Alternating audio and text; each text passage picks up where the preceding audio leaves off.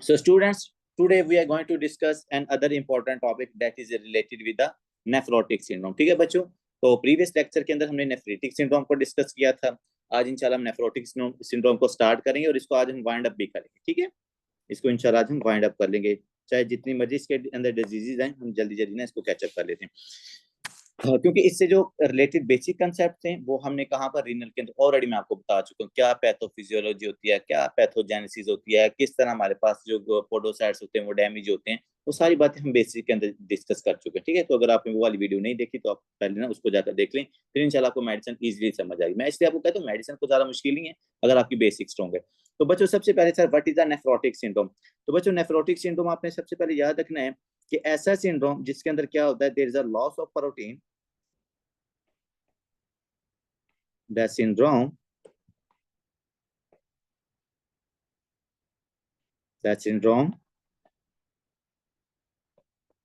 into which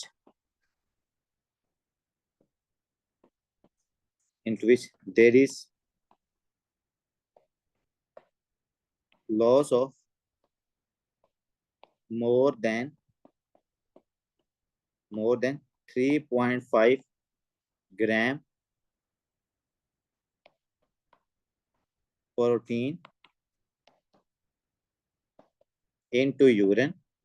ठीक है बच्चों, तो सबसे पहले तो ये होगी बच्चे कि हमारे पास नेफ्रोटिक सिंड्रोम का पहला क्राइटेरिया ये होता है कि अगर आपके प्रोटीन, आपके यूरिन के अंदर प्रोटीन का लॉस हो रहा हो, सर कितना लॉस हो रहा हो, मोर देन 3.5 ग्राम पर डे। ठीक है, एक दिन के अंदर इतना अगर लॉस हो रहा हो, इसका मतलब है कि वो वाला जो क्राइटेरिया वो आपकी नेफ्रोटिक सिंड्रोम को फिल कर रहा है। ठीक है, तो the syndrome into which there is a loss of the protein more than 3.5 gram per day into the urine. और बच्चों अगर ये यूरिन के अंदर लॉस हो रही है, जैसे मैंने आपको नेफ्रेटिक सिंड्रोम के अंदर बताया था, वो ग्लोमेरुलस उसके अंदर ज्यादातर इन्वॉल्व होती है।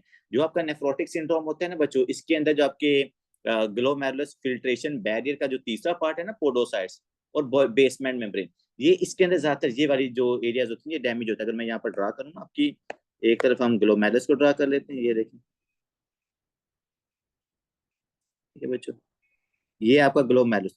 तो जो नेफ्रीटिक सिंड्रोम होता है ना, नेफ्रीटिक, उसके अंदर आई होता है ना, उसको हम नेफ्रीटिक कहते हैं, जिसमें इन्फ्लामेशन होता है, इन्फ्लामेशन होती है। तो ये बच्चों आपका होता है नेफ्रोटिक, ओ है ना, तो आपने इससे भी याद रख सकते हो। बाजू का ना आपको डिफरेंस करने में बड़ी मतलब कि मुश्किल हो जाती है कि यार पता नहीं प्रोटीन लॉस किसमें, नेफ्रोटिक में हो रही थी या नेफ्रीटिक में हो रही थी। तो याद रखिएगा जिसके अंदर ओ आता है ना, उसके अंदर प्रोटीन, देखो प्रोटीन के अंदर भी ओ है, तो जिसके अंदर ओ होगा उसके अंदर क्या है, ज्यादा प्रोटीन लॉस होगी। ठीक है, जिसके अंदर आई होगा उसके अंदर इन्फ्लामेशन होती है ग्लोमेरुलस की। तो यहाँ पर बच्चे अगर आप नोटिस करो तो ये मेरे पास क्या ग्लोमेरुलस है, इस ग्लोमेरुलस के नीचे क्या होता है सर, फिल्ट्रेशन बैरियर होता है। यहाँ पर आपके ये पोडोसाइट सेल्स में बना रहा हूँ, ठीक है, फुट लाइक स्ट्रक्चर्स होते हैं। इसके अलावा फिर हमारे पास होती है बेसमेंट मेम्ब्रेन, ये आपकी बेसमेंट मेम्ब्रेन। फिर सबसे अंदर होते हैं एंडोथेलियल सेल। तो ये जो तीनों स्ट्रक्चर्स है ये मिलकर ग्लोमेरुलस फिल्ट्रेशन बैरियर को बनाते हैं। तो जो पेशेंट्स होते हैं आपके पास नेफ्रोटिक सिंड्रोम की, जितने भी कॉजेज होंगे बच्चों, इनके अंदर क्या होता है सर, यहाँ तो किसी कॉज के अंदर हम देखेंगे कि आपके जो पोडोसाइट्स हैं ये डैमेज होते हैं, ज्यादातर के अंदर पोडोसाइट्स ही डैमेज होते हैं। ठीक है, और ये पोडोसाइट्स का क्या काम होता है बच्चों, ये पोडोसाइट आपको मतलब कि यूरिन की फिल्ट्रेशन करते हैं, प्रोटीन को, रेड ब्लड सेल्स को ये यूरिन के अंदर नहीं आने देते। ये पोडोसाइट्स का बहुत इंपॉर्टेंट काम है ग्लोमेरुलस फिल्ट्रेशन बैरियर करना। ठीक है बच्चों, दूसरा हमारे पास होती है बेसमेंट मेम्ब्रेन, बेसमेंट मेम्ब्रेन। ठीक है, तो यहाँ पर हमारे पास दूसरे नंबर क्या डैमेज होती है, आपकी बेसमेंट मेम्ब्रेन डैमेज होती है, जो इसके दरमियान में होती है। आपके ऊपर एंडोथेलियल सेल्स होते हैं, नीचे बेसमेंट मेम्ब्रेन होती है, नीचे आपके पोडोसाइट्स होते हैं। और मोस्ट इंपोर्टेंटली ये जो पोडोसाइट्स हैं, जो आपकी फिल्ट्रेशन बैरियर का बच्चों पार्ट होते हैं, ये आपके पास डैमेज होते हैं नेफ्रोटिक सिंड्रोम के अंदर। हम इसके कॉजेज डिस्कस करेंगे आगे जाके। There are lot of cause, membranous nephropathy क्या होती है, मिनिमल चेन डिजीज क्या होती है, उन सबके अंदर ज्यादातर हम देखेंगे कि आपके पोडोसाइट जहाँ जो बेसमेंट मेम्ब्रेन है वो डैमेज हो रही होती है। जब ये पोडोसाइट्स डैमेज होंगे, एक तो हमारे पास जो प्रोटीन है वो क्या करेगी, यहाँ पे यूरिन के अंदर आना शुरू हो जाएगी। ठीक है, दूसरे नंबर आपके ना पोडोसाइट्स और बेसमेंट मेम्ब्रेन के ऊपर होता है चार्ज। वो कौन सा चार्ज होता है बच्चों, नेगेटिव चार्ज होता है।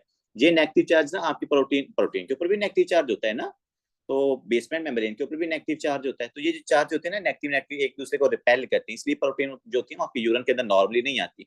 तो अगर किसी बंदे के अंदर बेसमेंट मेम्ब्रेन डैमेज हो जाए तो ये चार्ज का भी लॉस हो जाता है। जब ये चार्ज का लॉस होगा तो जो आपकी प्रोटीन होती है वो यूरिन के अंदर आना शुरू हो जाती है, एक पोडोसाइट्स के डैमेज होने की वजह से, दूसरे आपके पास चार्ज लॉस होने की वजह से। ठीक है बच्चों, आगे आते हैं कि सर ज्यादातर कौन सी ऐसी डिजीजेज हैं जिनके अंदर हमें नेफ्रोटिक सिंड्रोम नजर आता है। ठीक है बच्चों, तो ये ज्यादातर आपकी सिस्टेमिक डिजीजेज ही हैं, जिसमें सबसे पहले हम डिस्कस करते हैं एमाइलोडोसिस। तो अगर आपके पास पर्सन आता है, देखो मैं आपको अक्सर बताता होता हूँ कि जो एज का फैक्टर है ना वो बहुत ज्यादा इंपॉर्टेंट है। तो अगर आपके पास 60-65 साल का एक बंदा आता है और उसके अंदर प्रोटीन लॉस है, उसका मतलब बॉडी के अंदर आपको एडिमा नजर आ रहा है, उसको एमआई हो रहा है, उसको डीवीटी हो रही है, उस पेशेंट के अंदर ब्लीडिंग हो रही है, एपिस्टैक्सिस बार बार हो रही है, जीआईटी ट्रैक से ब्लीडिंग हो रही है, तो वो पेशेंट के अंदर हम नेफ्रोटिक सिंड्रोम को कंसीडर कर सकते हैं। ठीक है, लेकिन वो नेफ्रोटिक सिंड्रोम का काज क्या होता है, ज्यादातर एल्डर्स के अंदर होती है एमाइलोडोसिस। ये हम जनरल पैथो के अंदर पढ़ेंगे, ये पूरा टॉपिक है एमाइलोडोसिस के अंदर, जिसमें जो एमाइलॉइड्स जो एबनॉर्मल मिसफोल्डेड प्रोटीन्स होती हैं बच्चों, वो आपकी बॉडी के डिफरेंट ऑर्गन्स के अंदर डिपॉजिट हो जाती हैं। जैसा कि आपके पास रिस्ट्रिक्टिव कार्डियोमायोपैथी में हमने देखा था, रिस्ट्रिक्टिव लंग डिजीजेज में हमने देखा था, अल्जाइमर डिजीज के अंदर हमने देखा था। इसी तरह आपके पास नेफ्रोटिक सिंड्रोम में भी एमाइलोडोसिस होती है। एमाइलॉइड आपकी यहाँ पर पोडोसाइट्स के अंदर आके डिपॉजिट होकर इनको डैमेज करवा के नेफ्रोटिक सिंड्रोम का करवा देती हैं। तो यहाँ पर आपने याद रखना, अगर एल्डर्स हैं उनके अंदर नेफ्रोटिक सिंड्रोम की सिम्टम्स आ रही हैं तो एमाइलोडोसिस हो सकते हैं। इसके नंबर दूसरे ब्रक्स, अगर वो फीमेल है, यंग फीमेल है, 30 से 35 साल उसकी एज है, और उस फीमेल के अंदर आपको डिस्क्वाइड रैशेस नजर आ रहे हैं, आर्थ्राइल्जिया नजर, आर्थराइटिस नजर आ रहा है, इसके अलावा उस पेशेंट के अंदर आपको नेफ्रोटिक सिंड्रोम की सिम्टम्स आ रही हैं। तो ज्यादातर जो फीमेल्स होती हैं, जो यंग होती हैं, उनके अंदर एसएलई की वजह से नेफ्रोटिक सिंड्रोम होता है। ठीक है बच्चों, फिर आते हैं हमारे पास जो सबसे मोस्ट कॉमन है वो है डायबिटीज मेलाइटस। ठीक है, तो बच्चों डायबिटीज मेलाइटिस आगे जाके हम पढ़ेंगे, डायबिटिक नेफ्रोपैथी। तो डायबिटीज नेफ्राइटिस, ये डायबिटीज मेलाइटिस की वजह से, ज्यादातर टाइप 2 की वजह से क्या होता है आपको, ग्लोमेरुलस आपका सॉरी जो पोडोसाइट्स होते हैं, इवन दो जो मेसेंजियल सेल्स होते हैं वो भी डैमेज होते हैं, ये डायबिटीज की वजह से बहुत ज्यादा है। इसलिए तो इसका पूरा नाम लिखा हुआ है यहाँ पर हमने, डायबिटिक नेफ्रोपैथी। डायबिटिक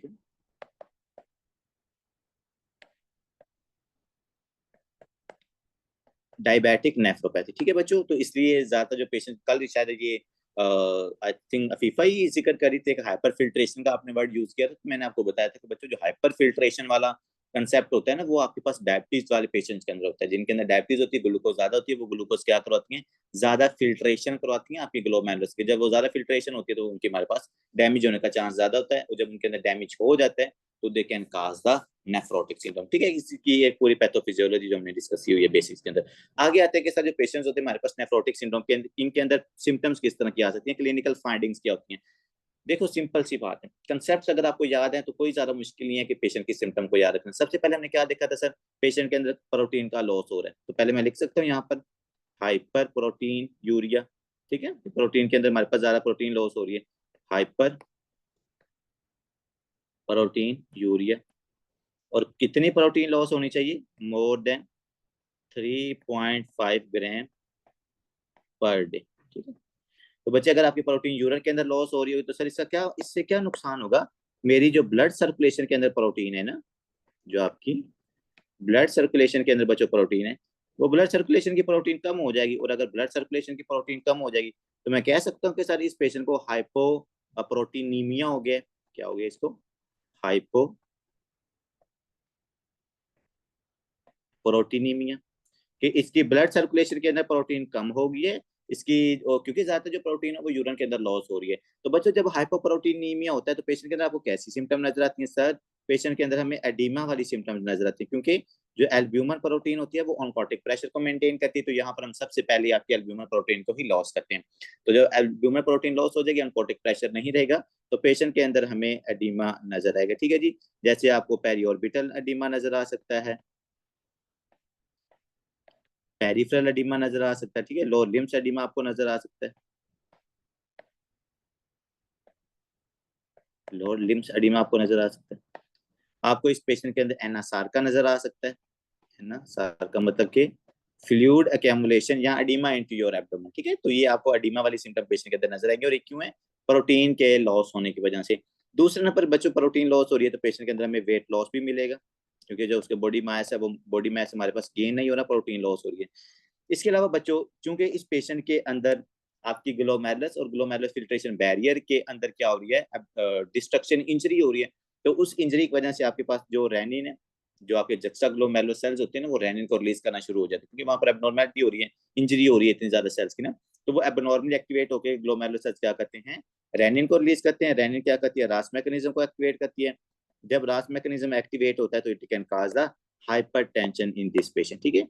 तो आपको इस पेशेंट के अंदर हाइपरटेंशन भी मिल सकती है, लेकिन जो हाइपरटेंशन का कंसेप्ट है ना, वो ज्यादा रिलेट करते हैं नेफ्रीटिक सिंड्रोम के साथ as compare to nephrotic syndrome, ठीक है। But there is a possibility of the hypertension in nephrotic and in nephritic syndrome, in both syndromes you can see the hypertension in patients, ठीक है। अब आगे आते हैं सर और सिम्टम्स क्या होंगे बच्चों।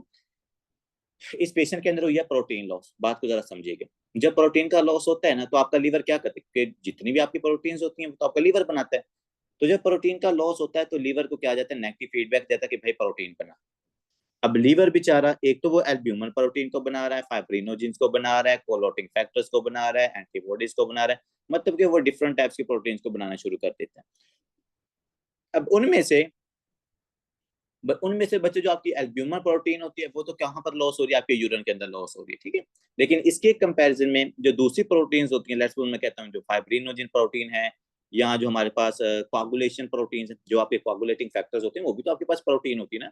तो इन पेशेंट्स के अंदर क्या होता है, वो क्लॉटिंग फैक्टर्स की भी अमाउंट क्या हो जाती है, इंक्रीज। आपका लीवर ज्यादा उन मतलब के क्लॉटिंग फैक्टर्स को बनाना शुरू कर देता है, क्योंकि आपके लीवर ने नेगेटिव फीडबैक देता है, आपका लीवर प्रोटीन्स बनाता है। तो ये जो जितनी भी मैंने आपको बात की ना, एल्ब्यूमिन हो गया, फाइब्रिनोजिन्स हो गया, क्लॉटिंग फैक्टर्स हो गए, इनकी जो नेचर होती है वो प्रोटीन ही होती है, ठीक है। तो उनकी जो अमाउंट हो जाती है हमारे पास इंक्रीज हो जाती है। इसके अलावा बच्चों यहाँ पर जो सबसे इंपॉर्टेंट बात है वो है हाइपरलिपिडीमिया। अक्सर स्टूडेंट पूछते हैं कि सर ये जो पेशेंट्स होते हैं नेफ्रोटिक सिंड्रोम के, इनको हाइपरलिपिडीमिया क्यों होता है, मतलब इनकी ब्लड सर्कुलेशन के अंदर लिपिड्स क्यों इंक्रीज होते हैं। तो बच्चों इसका सेम कंसेप्ट वही है कि जब आपके पास लीवर प्रोटीन्स को बना रहा होता है ना, क्योंकि वो ये प्रोटीन इतनी सिंपल तो थोड़ी बन जाती है, प्रोटीन्स के मैकेनिज्म्स भी एक्टिवेट होते हैं, तो उनके साथ जो फैट्स बनाने वाले मैकेनिज्म्स होते हैं ना, वो भी एक्टिवेट हो जाते हैं। जब फैट बनाने के मैकेनिज्म एक्टिवेट होते हैं तो पेशेंट के प्रोटीन के इंक्रीज होने के साथ साथ क्या हो रहा होता है, उसके अंदर लिपिड्स की अमाउंट भी इंक्रीज हो जाती है। तो जब हाइपरलिपिडीमिया हो जाएगा बच्चों, तो हमें इस पेशेंट के अंदर अथीरोसेक्लेरोसिस नजर आती है, ठीक है। जो मैंने आपको बता रहा था ना कि पेशेंट्स के अंदर आपको MI DVT की सिम्टम नजर आती हैं, तो ये अथीरोसेक्लेरोसिस।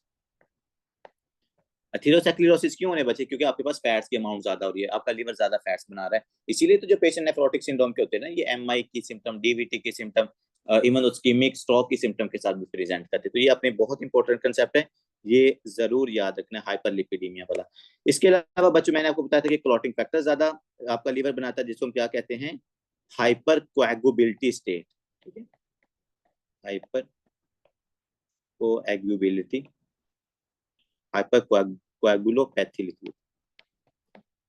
ये क्लॉटिंग फैक्टर्स आपके लीवर ने ज्यादा बनाए, उसकी वजह से क्या हो गया, कोआगुलोपैथी, मतलब जो आपके पास क्लॉटिंग फैक्टर्स उनकी फॉर्मेशन ज्यादा हुई। जब उनकी फॉर्मेशन ज्यादा होगी तो हमारे पास क्या होगा, पेशेंट की बॉडी के डिफरेंट पार्ट्स के अंदर है ज्यादा क्लॉटिंग हो सकती है, क्लॉट्स की फॉर्मेशन ज्यादा हो सकती है। यहाँ पर देखो, एक तो उसके पास लिपिड ज्यादा है, दूसरे पर क्लॉटिंग फैक्टर ज्यादा, तो ये दोनों मिलकर ज्यादा थीरोसाइक्लेरोसिस को करवाते हैं। इसलिए हमें नेफ्रोटिक सिंड्रोम वाले पेशेंट के अंदर बहुत ज्यादा MI या थीरोसाइक्लेरोसिस की सिम्टम नजर आती है, क्योंकि क्लॉटिंग फैक्टर्स भी ज्यादा हैं, लिपिड्स भी ज्यादा होता है, ठीक है। तीसरे नंबर पर बच्चों आपने याद रखना है कि हमारे पास एक प्रोटीन है, that is the antithrombin 3 protein. कौन सी प्रोटीन है बच्चों, एंटी थ्रोम्बिन 3 प्रोटीन।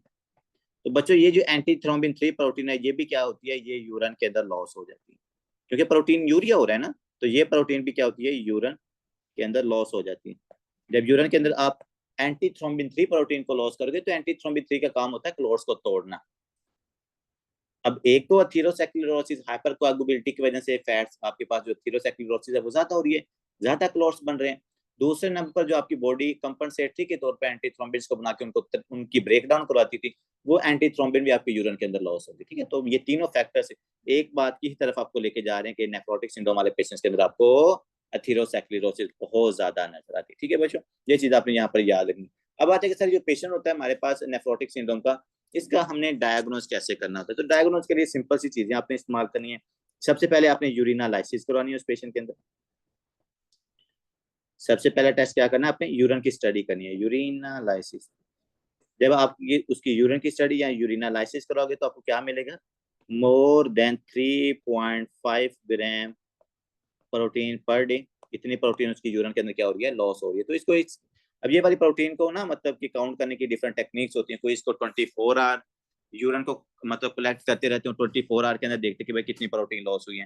लेकिन आजकल जो सिंपली वो यूज करते हैं ना, वो आपके पास इस प्रोटीन को क्रेटिनिन के साथ ना कंपेयर करके मतलब कि देख लेते हैं कि कितनी प्रोटीन लॉस हो रही है। तो एक आप कर सकते हैं 24 आवर वाली टेक्निक, कि 24 घंटे आप यूरिन कलेक्ट करते रहते तो उसमें फिर प्रोटीन देख लेते कितनी लॉस हुई है। दूसरा होता है बच्चों प्रोटीन और क्रेटिनिन की रेशो, क्योंकि क्रेटिनिन भी आपके यूरिन के अंदर लॉस होती है ना, तो इनकी रेशियो को क्या कर लिया जाता है, कंपेयर कर लिया जाता है, ठीक है। तो अगर इनकी रेशियो हमारे पास क्या आ जाती है, इंक्रीज आ जाती है, मतलब इनकी रेशियो हमारे पास क्या आ जाती है, इंक्रीज आ जाती है। वो कितनी इंक्रीज आ जाती है, आई थिंक मोर देन 2 इनकी रेशियो अगर आपके पास आ जाए ना, तो उसको हम क्या क्राइटेरिया समझते हैं कि इस पेशेंट के अंदर नेफ्रोटिक सिंड्रोम हो सकता है, ठीक है। इसकी रेशियो मोर देन 2 अगर आती है तो उसको आपने क्या कंसिडर करना है, कि उस पेशेंट के अंदर नेफ्रोटिक सिंड्रोम हो सकता है, ठीक है। तो ये आपने 3.5 वाली चीज यहाँ पे याद रखनी है। अब सर चूंकि हमें यहाँ पर शक हो गया कि इस पेशेंट के अंदर नेफ्रोटिक सिंड्रोम है, तो और प्रोटीन यूरिया मतलब इस पेशेंट के अंदर हो रहा है, यूरिनालाइसिस, हमें ये चीज पता चल गई है, हम इसके ना कुछ आपने और ब्लड टेस्ट भी करवा लेने, क्योंकि आपको पता है क्लॉटिंग फैक्टर्स भी ज्यादा है, हाइपरलिपिडीमिया भी ज्यादा होता है नेफ्रोटिक सिंड्रोम के अंदर, तो उसको मतलब कि कंफर्म करने के लिए आपने इसे क्या करवाने, मजीद ब्लड टेस्ट करवा लेने। ब्लड टेस्ट के अंदर आप क्या क्या चेक करोगे, आप उसने आपने फैट्स लिपिड चेक कर लेने, एलडीएल एचडीएल वो आपने चेक कर लेने, लिपिड प्रोफाइल जिसको हम कहते हैं, ठीक है। उसके बाद आपने वो जो आपके क्लॉटिंग फैक्टर्स हैं वो चेक कर लेने, इसके अंदर क्लॉटिंग फैक्टर्स क्या होगी, वो ज्यादा हो रहे होंगे, ठीक है। इसके अलावा आपने एंटी थ्रोम्बिन 3 प्रोटीन्स को चेक कर लेना, ठीक है। तो अगर वो आपको ये सारी इनकी चीजें, ये एंटी थ्रोम्बिन 3 की डेफिशिएंसी, क्लॉटिंग फैक्टर ज्यादा, लिपिड्स आपको ज्यादा मिलते हैं, तो वो भी आपको सूट करेंगे कि ये पेशेंट के अंदर नेफ्रोटिक सिंड्रोम हो सकता है। ये सारे क्लूज लेने के बाद आप लास्ट पे क्या करवाते हो, रीनल बायोप्सी। आपने इसकी रीनल बायोप्सी करवानी है, और रीनल बायोप्सी के ऊपर आपको क्या नजर आएगा कि उसको किस वजह से प्रोटीन यूरिया हुआ है, मतलब कि इम्यून कम्प्लेक्सेस की डेपोजिशन की वजह से हुआ है, या डायरेक्ट इंजरी की वजह से हो रहा है, या मतलब कि whatever the cause that can lead towards the nephrotic syndrome and injure the podocytes, you can see with the help of the biopsy, क्योंकि वहां पर आपको नजर आएगा इम्यूनोफ्लोरेसेंस, आप उसकी करोगे, इलेक्ट्रॉन माइक्रोस्कोप के नीचे देखोगे, लाइट माइक्रोस्कोप के नीचे देखोगे, फिर लास्ट पे इम्यूनोफ्लोरेसेंस करोगे, तो आपको पता चल जाएगा कि हाँ भाई क्या क्या चेंजेस हमें हिस्टोलॉजिकली उस पेशेंट के अंदर नजर आ रही हैं। तो ये चीजें आपने यहाँ पर याद रखनी है। सर पेशेंट मेरे पास अगर नेफ्रोटिक सिंड्रोम का आता है तो मैंने उसको ट्रीट कैसे करना है। ट्रीटमेंट के लिए बच्चों आपने इसकी क्लिनिकल सिम्टम्स याद रखनी है। सबसे पहले क्लिनिकल सिम्टम मैंने आपको क्या बताई कि सर उस पेशेंट के अंदर हो रही है हाइपरटेंशन। अगर उसके अंदर आपको हाइपरटेंशन नजर आती है तो आपने क्या करना है, रास इनहिबिटर्स देनी, एसी इनहिबिटर्स या रास इनहिबिटर्स, यहाँ पर आपने उसको रास इनहिबिटर्स देने, ठीक है। ये डिफरेंट टाइप की ड्रग्स होती हैं, ये मैं आपको पढ़ाऊंगा इसके अंदर आगे जाकर बेसिक के अंदर। या रास इनहिबिटर्स आप देख सकते हो, अगर मैं उसकी बात करूं, एसी इनहिबिटर्स आपके पास आती हैं, रैन इनहिबिटर्स आती हैं आपके पास, इसमें अरब्स आते हैं, एल्डोस्टेरोन आती हैं, एल्डोस्टेरोन इनहिबिटर्स आते हैं, पोटेशियम स्पेयरिंग ड्रग्स आती हैं, वो सारी रास इनहिबिटर के अंदर आती हैं। तो अगर हाइपरटेंशन है तो ये सबसे बेहतरीन ड्रग्स होती हैं इस पेशेंट को ठीक करने, ठीक है। इसके अलावा बच्चों आपने देखना अगर उसमें हाइपरलिपिडीमिया था ना, तो हाइपरलिपिडीमिया को ठीक करने के लिए हम क्या करते हैं सर, हम उसके पेशेंट को देंगे स्टैटिन्स, जिसके अंदर हमारे पास क्या आता है, अटोरवास्टैटिन आता है। डिफरेंट ड्रग्स हम यूज करते हैं स्टैटिस वाली क्लास के अंदर, जो आपके लिपिड्स को कम करती होती है। तो यहाँ पर एक ड्रग का नाम लिखनी, अटोरवास्टैटिन, रिजोवास्टैटिन, अटोरवास्टैटिन, डिफरेंट टाइप्स की ड्रग्स होती है, ठीक है। तो फैट्स को कम करने के लिए हम उसको क्या करेंगे बच्चों, स्टैटिन्स की ड्रग्स आपने उस पेशेंट के अंदर देनी है, ठीक है। इसके अलावा देखेंगे कि अगर उस पेशेंट के अंदर एंटी थ्रोम्बिन 3 की डेफिशिएंसी है तो हम उसको एक्सोजीनियसली वो वाली देंगे। क्या करनी है आपने, एक्सो एक्सोजीनियसली एंटी थ्रोम्बिन 3 आपने देनी है, क्योंकि एंटी थ्रोम्बिन 3 की डेफिशिएंसी है, क्लॉट्स ब्रेक डाउन नहीं हो रहा है, एथेरोस्क्लेरोसिस की तरफ पेशेंट जाता है, तो आपने उस पेशेंट के अंदर ये चीजें देनी है। इसके अलावा देखेंगे कि अगर उस पेशेंट के अंदर इम्यून कम्प्लेक्सेस या इम्यून सिस्टम की एक्टिवेशन की वजह से पोडोसाइट सेल डैमेज हो रहे हैं ना, तो उस इम्यून सिस्टम को कंप्रेस करने के लिए हम क्या देंगे, प्रेडनिसोलोन, या उस पेशेंट को आपने स्टेरॉइड्स को पढ़ा लेना, ठीक है। 5वें नंबर पर बच्चों इस पेशेंट के अंदर आपने याद रखना है, हम इसको देते हैं वैक्सीनेशन। अच्छा कोई मुझे बता सकता है वैक्सीनेशन क्यों देते हो नेफ्रोटिक सिंड्रोम वाले पेशेंट को? Why you give the vaccination to the nephrotic syndrome patient? इसी पेशेंट की तो एज मेरे पास लेट्स सपोज मैं एवरेज एज लेता हूं तो 40-50 साल है, तो इस 40-50 वाले पेशेंट को हम मतलब के वैक्सीनेशन क्यों दे रहे हैं जी? ताकि एंटीबॉडीज ना बने। एंटीबॉडीज ना बने?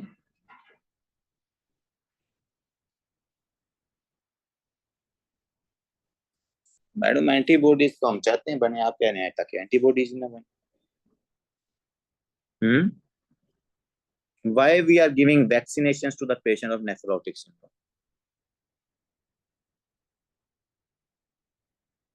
What do you think?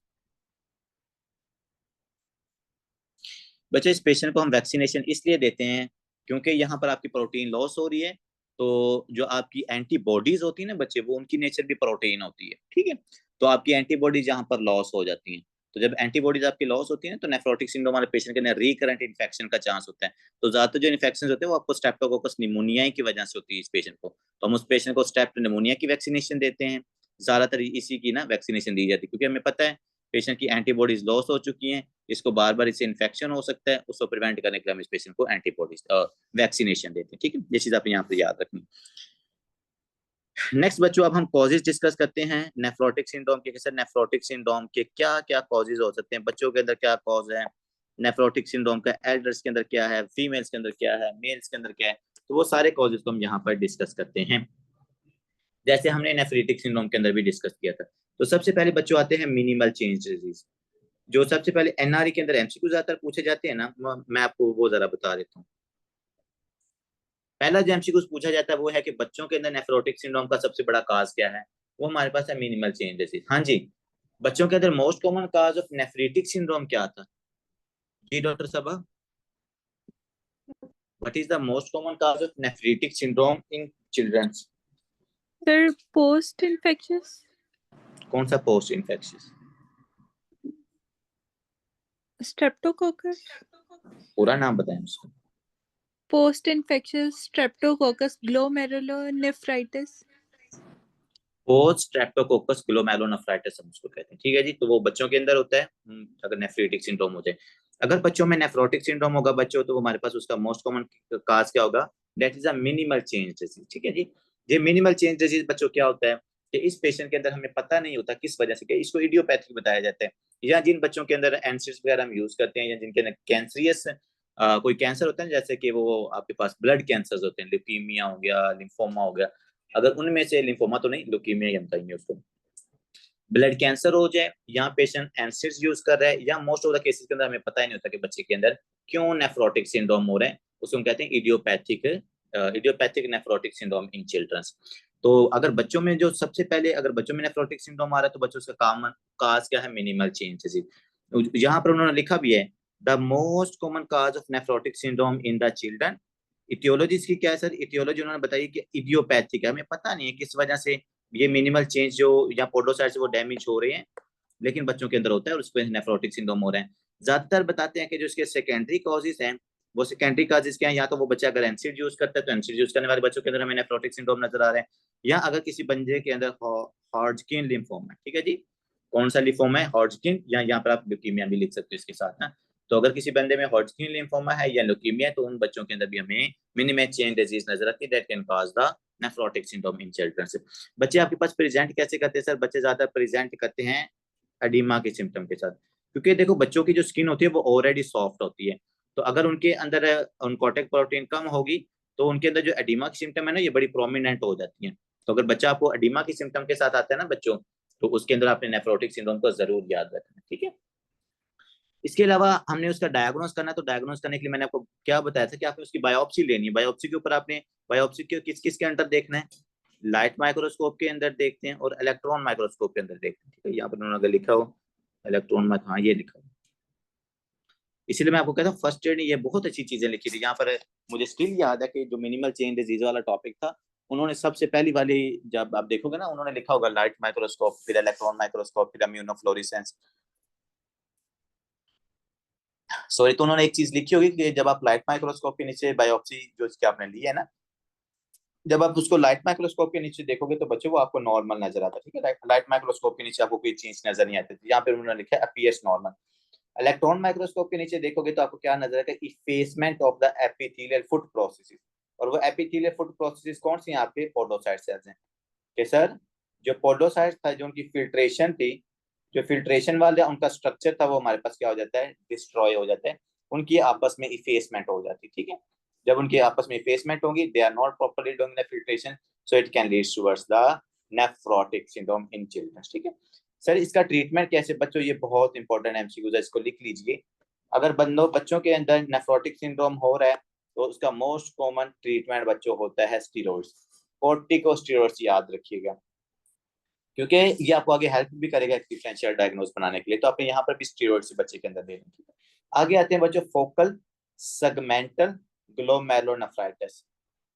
अच्छा ये बड़ी इंपॉर्टेंट, यूएसएमडी के अंदर ये वाला जो है ना दूसरा सिनेरियो, ये बड़ा इंपॉर्टेंट है। मैं देख रहा था इससे 8 से 10 एमसीक्यू एक ही सिनेरियो से आ गए। तो इसके जो कॉजेज है ना फोकल सेगमेंटल ग्लोमेरुलोनेफ्राइटिस, ये बहुत ज्यादा इंपॉर्टेंट है। बेसिक के अंदर मैंने आपको पूरी डिटेल के अंदर बताया हुआ है कि जो फोकल सेगमेंटल ग्लोमेरुलोसेक्लोरोसिस ये क्या होता है। वैसे यहाँ पर चले सिंपल सा बता देता हूँ। फोकल का मतलब होता है 50% इन्वॉल्वमेंट, ठीक है। हमने कहा था ना कि सर फोकल और डिफ्यूज में क्या डिफरेंस होता है। अगर फोकल का वर्ड हम यूज करें, इसका मतलब है कि अगर आपकी एक नेफ्रॉन है तो नेफ्रॉन का 50% पार्ट जो है वो डैमेज हो रहा है। सेगमेंटल वही ना, फोकल सेगमेंटल मतलब कि जो नेफ्रॉन है उसका एक सेगमेंट ही क्या होगा हमारे पास डैमेज होगा, ठीक है। और वो डैमेज किसकी वजह से हो रहा है, क्योंकि वहां पर सेक्लेरोसिस होगी। अगर मैं यहाँ पर ड्रा करूँ ना, लेट्स सपोज क्या ड्रा हुए, नेफ्रॉन को ड्रा,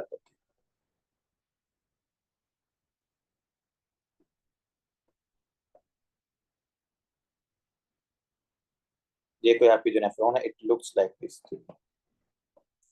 तो फोकल का क्या मतलब है 50%, मतलब आपकी 50% नेफ्रॉन इन्वॉल्व होती हैं। और उन 50% न्यूरॉन में से भी क्या होता है, उनका सेगमेंट मतलब कि उनका आधा सेगमेंट जो होता है ना वो हमारे पास डैमेज होते हैं, जो आधा सेगमेंट होता है वो हमारे पास ठीक होता है, ठीक है। और इस पार्ट के अंदर क्या हो रही होती है सेक्लेरोसिस। जब उसमें पोडोसाइट्स की सेक्लेरोसिस होगी, पोडोसाइट्स डैमेज होंगे, तो पेशेंट के अंदर हमें नेफ्रोटिक सिंड्रोम नजर आता है। आगे आते हैं कि सर ये फोकल सेगमेंटल ग्लोमेरुलोसेक्लेरोसिस हो क्यों रहा है। तो कहते हैं कि जो ज्यादातर इसके कॉजेज है वो हमारे पास क्या है इडियोपैथिक है, लेकिन आपने इडियोपैथिक वाला वर्ड यहाँ पर याद नहीं रखना, क्योंकि बच्चों इसके बड़े कॉजेज हैं। नीचे देखिएगा, it can cause secondary by the IV drug abusers. तो जो लोग आपके पास हीरोइन का इंटेक करते हैं उनके अंदर अंदर आपको फोकल सेगमेंटल ग्लोमेरुलोनेफ्राइटिस नजर आती है। जिनके अंदर एचआईवी का, ये इतना इंपॉर्टेंट सिनेरियो आया हुआ था ना उसके यू वर्ल्ड के अंदर, कि एचआईवी जो अगर किसी बंदे को एचआईवी का इन्फेक्शन होता है तो उसके अंदर कौन सी किडनी प्रॉब्लम हो सकती है। तो याद रखिएगा एचआईवी, इसका नाम है प्रॉपर एचआईवी इंड्यूस नेफ्रोपैथी है इसका नाम।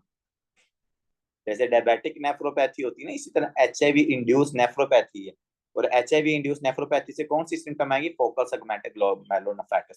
याद रखिएगा इंपॉर्टेंट बात है। अब जिन बच्चों के अंदर सिकल सेल डिजीज होती है, तो सिकल सेल डिजीज की वजह से भी क्या होता है फोकल सेगमेंटल ग्लोमेरुलोसेक्लेरोसिस होती है, ठीक है। जो आपके पास सेल्स होते हैं उनकी सिकलिंग हो जाती है, वो जो सिकलिंग होती है फिर वो सिकल सेल्स क्या करते हैं यहाँ पर ग्लोमेरुलस के अंदर क्रॉस करके पोडोसाइट सेल को आपके पास डैमेज करते हैं, that can cause the nephrotic syndrome, ठीक है। तो सिकल सेल डिजीज एचआईवी जरूर याद रखिएगा। सिकल इंड्यूस नेफ्रोपैथी और एचआईवी इंड्यूस नेफ्रोपैथी, इन दोनों के अंदर फोकल सेगमेंटल ग्लोमेरुलोसेक्लेरोसिस होती है और सिम्टम आती है नेफ्रोटिक सिंड्रोम की। अब आगे है ना, ये भी एक एमसीक्यूज है, ओबेसिटी। जो मैं आपको बता रहा हूँ, मैंने ये यूवर्ड के अंदर एमसीक्यूज गलत किया था, मुझे अभी याद है कि मैंने कहा यार ओबेसिटी की वजह से किस तरह पेशेंट के अंदर क्या चेंजेस आ सकती हैं, क्योंकि यहाँ पर देखो बड़ा इजी लिखा हुआ है उन्होंने। मैंने बाद में जब स्टेप 2 के देखी तो मुझे देखा कि यार इन्होंने मतलब कि 3 लाइनों के अंदर पूरा सिनेरियो 3 एमसीक्यूज बता दी, एचआईवी, सिकल सेल और ओबेसिटी। तो ओबेसिटी की वजह से इसलिए हो रहा था, वही बात, आपके पास फैट्स ज्यादा होते हैं, वो फैट्स क्या करते हैं जाके पोडोसाइट्स को डैमेज करते हैं। तो मैं बड़ा सरप्राइज हुआ था कि यार जिन लोगों की बीएमआई ज्यादा होती है, जिनका वेट ज्यादा होता है, तो उनके अंदर मतलब नेफ्रोटिक सिंड्रोम भी हो सकता है। और वो कैसे हो रहा है, फोकल सेगमेंटल ग्लोमेरुलोसेक्लेरोसिस होता है। तो ये याद रखिएगा, बहुत इंपॉर्टेंट बात है ये। Most common cause of nephrotic syndrome in adults but specially in the African American. अच्छा ये देखो कितनी ज्यादा रिसर्च इनकी अच्छी है। इनको ये भी पता है कि किन लोगों के अंदर ना ये वाली जो डिजीजेज है ना वो हमें कॉमनली नजर आ रही है। आप मेरी एक बात से मतलब कि इत्तेफाक करोगे, अगर नहीं करे तो बुक खोल के देख लीजिएगा। हमने एक डिजीज पढ़ी हुई है सार्कोडोसिस, जो रिस्पायरेटरी सिस्टम के अंदर। फर्स्ट एड खोलो, फर्स्ट एड की पहली लाइन में लिखा होगा अफ्रीकन अमेरिकन। क्या मतलब अफ्रीकन अमेरिकन में डिजीज कॉमन होती है। मैंने कहा शायद एक ही बुक के ऊपर लिखा होगा। पैथोमा खोलो, पैथोमा के अंदर लिखा हुआ अफ्रीकन अमेरिकन के अंदर कॉमन होती है। मैंने कहा चलो ये तो इंटरनेशनल बुक्स हैं, इनके अंदर लिखा होगा। भाई पाकिस्तानी टेक्स्ट बुक खोली है, उसके अंदर भी लिखा हुआ sarcoidosis common in the African American. तो मतलब ये एथनिसिटी के अंदर भी जो कुछ डिजीजेज होती हैं वो क्या कॉमन होती हैं। तो ये चीज आपने याद रखना, बहुत अच्छी रिसर्च है इनकी। तो इसी तरह जैसे फोकल सेगमेंटल ग्लोमेरुलोसेक्लेरोसिस है ना, ये भी अफ्रीकन अमेरिकन के अंदर कॉमन होती है। और जो बच्चे यूएस फैमिली कहते हैं ना, उनको इन चीजों का बड़ा फायदा होता है। क्योंकि जैसे मुझे सार्कोडोसिस वाला सिनेरियो आया था ना, तो मैंने पहली लाइन के अंदर जब देखा ना, उसने अफ्रीकन अमेरिकन लिखा है और मुझे हाइपर कैल्सीमिया की सिम्टम नजर आई, मैंने कहा ये भाई सार्कोडोसिस का ही पेशेंट है, स्टीरॉयड लगाओ इसको, ठीक है। तो ये चीज आपको हेल्प करती है। पेशेंट सर प्रेजेंट कैसे करता है, हाइपरटेंशन के साथ एंड एडिमा। देखो कितना अच्छा सिनेरियो है, वो आपको बताएंगे। पेशेंट को एचआईवी हुआ, ठीक है जी, आज से को 2 साल पहले वो मतलब किसी ऐसे एरिया की तरफ उसने मूव किया जहां पर क्या था, लोगों के अंदर एचआईवी कॉमन था, तो उसकी वजह से ब्लड कॉन्टैक्ट हुआ, पेशेंट के अंदर एचआईवी हो गया। या उसने क्या किया कि अनसेफ सेक्सुअल कॉन्टैक्ट किया, तो उससे भी एचआईवी हो गया। अब उसकी वजह से कुछ पेशेंट, कुछ सालों के बाद वो पेशेंट आपके पास आ रहा है, और सिम्टम कौन सी लेके आ रहा है, हाइपरटेंशन के। अब हाइपरटेंशन आपने उस पेशेंट के अंदर क्या किया कि देख रहे हो, ट्रीट कर रहे हो, हाइपरटेंशन बीटा ब्लॉकर्स दे रहे हो, लेकिन ठीक नहीं हो रहा पेशेंट। फिर जब आप उसकी हिस्ट्री लेते हो, सीबीसी देखते हो, CD4 कम है, पेशेंट को रिकरेंट इन्फेक्शन हो रहे हैं, वेट लॉस हो रहा है, तो आपको पता चलता है कि एचआईवी का पेशेंट है। इसके अंदर क्या हुआ है, वेट लॉस हो रहा है ना, वो प्रोटीन लॉस की वजह से भी। पेशेंट आपके पास नेफ्रोटिक सिंड्रोम का निकलता है, और फिर जाके बहुत डिफरेंशियल डायग्नोस करने के बाद पता चलता है कि इस पेशेंट के अंदर एचआईवी था, उसकी वजह से फोकस सेगमेंटल ग्लोमेरुलोसेक्लेरोसिस हुई है, और उसकी वजह से नेफ्रोटिक सिंड्रोम था, और नेफ्रोटिक सिंड्रोम की वजह से इसको हाइपरटेंशन। तो हमने ट्रीट किडनी वाली कॉजेज को करना था, एसी इनहिबिटर्स वगैरह देने थे, तब इस पेशेंट के अंदर अच्छा इफेक्ट आना था। तो इस तरह के आपके ना मैक्सिमम पॉसिबिलिटीज होती है, आपने जरूर याद रखनी है। आगे जब इंशाल्लाह मैं आपको केस स्टडी करवाऊंगा ना, जो इससे नेक्स्ट लेवल होता है, कि हम एक पूरा केस डिस्कस करेंगे। अच्छा ये पेशेंट है, ये सिम्टम आई, फिर हमने उसको ये दिया, ऐसी सिम्टम आई, ये रेजिस्टेंट होगी, फिर हमने ड्रग चेंज किया तो ये सिम्टम आना शुरू किया, उसको हम केस स्टडी कहते हैं। तो अगर इंशाल्लाह टाइम हो तो we will discuss cases as well. और जो केसेस होते हैं, जो बच्चे एएमसी या लैब देते हैं, उनको बहुत हेल्प करते हैं। सर हमने जब इसकी बायोप्सी की पेशेंट की, तो बायोप्सी के ऊपर मुझे नजर आया फोकल ग्लोमेरुलोसेक्लेरोसिस, हमें वहां पर नजर है, ठीक है। तो वो मैं इसलिए तो आपको बता रहा हूँ कि यहाँ पर जो बायोप्सी है वो सबसे अच्छा डायग्नोज है। वो आपको बताती है कि हाँ जी कितने परसेंट सेक्लेरोसिस है, कौन से एरियाज इन्वॉल्व हैं। ट्रीटमेंट के लिए बच्चों चूंकि स्टीरॉइड्स आपने देने हैं, इन्फ्लामेशन को कम करेगा, किडनी के अंदर जो ज्यादा इंजरी वगैरह हो रही है सेल्स की वजह से या साइटोकाइन्स की वजह से, उसको कम करेगा। साथ पेशेंट के आपने पेशेंट को इम्यूनो सप्रेशन दे देनी है, इम्यून सिस्टम को कंप्रेस कर देना है, क्योंकि आपको पता है इस पेशेंट के अंदर जो एचआईवी से रिलेटेड फोकस सेगमेंटल ग्लोमेरुलोसेक्लेरोसिस होती है, ये इसके अंदर इम्यून सिस्टम आपका क्या हो जाता है, यहाँ पर इम्यून सिस्टम आपका बूस्टअप हो जाता है, या मतलब कि अबनॉर्मल हो जाता है, वो इन्फ्लामेशन वहां पर काज करवा देते हैं। तो इसलिए हम पेशेंट के अंदर स्टीरॉइड या इम्यूनोसप्रेशन वगैरह यूज करते हैं। आपके पास मोर्टेलिटी को, इसके लिए हम अक्सर वर्ड यूज करते हैं कि ये मोर्टिलिटी को कम कर देते हैं। जैसे हम कहते हैं ना कि beta blockers heart related problems को, अगर किसी पेशेंट के अंदर एमआई हुआ है ना, तो एमआई वाले पेशेंट के अंदर हम कहते हैं अगर लॉन्ग टर्म ट्रीटमेंट के ऊपर डाला तो मैं इसको बीटा ब्लॉकर्स दूंगा, क्योंकि बीटा ब्लॉकर इसकी जो मोर्टिलिटी है ना उसको कम करते हैं। तो ये लेटेस्ट रिसर्च के ये वर्ड्स हैं, याद रखिएगा। तो इसी तरह हमारे पास प्रेडनिसोलोन हो गया, हो सकता है उसकी क्या मोर्टिलिटी को, जिसकी 2 साल में डेथ होनी तब उसको 2.5 साल तक या 3 साल तक ले जाएंगे, तो ये मोर्टिलिटी को कम करता है। एसी इनहिबिटर भाई रीनोप्रोटेक्टिव आपने पता है, हाइपरटेंशन है तो पेशेंट को देनी देनी है। हाइपरटेंशन को ट्रीट करने के लिए एसी इनहिबिटर देनी, प्रोटीन कम है तो भाईजान एक्सोजीनस की प्रोटीन दे दो। तो वो आपने सारी आपने अभी सिम्टोमेटिक ट्रीटमेंट इस पेशेंट का करना है। आगे आते हैं बच्चों, मेम्ब्रेनस नेफ्रोपैथी, बहुत बहुत बहुत इंपॉर्टेंट है एनआरई के हिसाब से ये वाला टॉपिक, क्योंकि क्यों इंपॉर्टेंट है मैं वो भी आपको बता देता हूँ। अगर आप यहाँ पर नोटिस करोगे, इन्होंने लिखा है most common cause of the nephrotic syndrome in white adults, ठीक है। तो जो एडल्ट्स हैं उनके अंदर जो नेफ्रोटिक सिंड्रोम का सबसे बड़ा काज है बच्चों, वो अपने मेम्ब्रेनस नेफ्रोपैथी याद रखना है। वो एफजीएस नहीं है ऊपर वाला, फोकस सेगमेंटल ग्लोमेरुलोसेक्लेरोसिस नहीं है, क्योंकि फर्स्ट एड में भी ये लिखा most common cause of the nephrotic syndrome in adults is the membranous nephropathy. अब आगे आते हैं कि सर मेम्ब्रेनस नेफ्रोपैथी के अंदर क्या हुई, आपकी जो मेम्ब्रेन है, कौन सी मेम्ब्रेन सर, बेसमेंट मेम्ब्रेन। वो बेसमेंट मेम्ब्रेन डैमेज हो रही होती है। वो बेसमेंट मेम्ब्रेन क्यों डैमेज हो रही है भाई, आप एनसिड्स ले रहे हो, आप कोई एक्सोटॉक्सिन ले रहे हो, या आप स्टीरॉइड्स ले रहे हो, या आप एंटी मलेरियल ड्रग्स ले रहे हो, या आपको मलेरियल इन्फेक्शन हो जाए। ये सबसे इंपॉर्टेंट जो बात आपका लिखता है ना, फर्स्ट एड ने भी लिखी थी कि एच हेपाटाइटिस बी और सी की वजह से ज्यादातर लोगों के अंदर मेम्ब्रेनस नेफ्रोपैथी होती है। एचआईवी की वजह से ज्यादातर फोकस सेगमेंटल ग्लोमेरुलोसेक्लेरोसिस होती है। हेपेटाइटिस बी और सी की वजह से ज्यादातर मेम्ब्रेनस नेफ्रोपैथी है। लिख ले, जिंदगी में बड़ा ये काम देगा। मैं आपको बता देता हूँ, ये hepatitis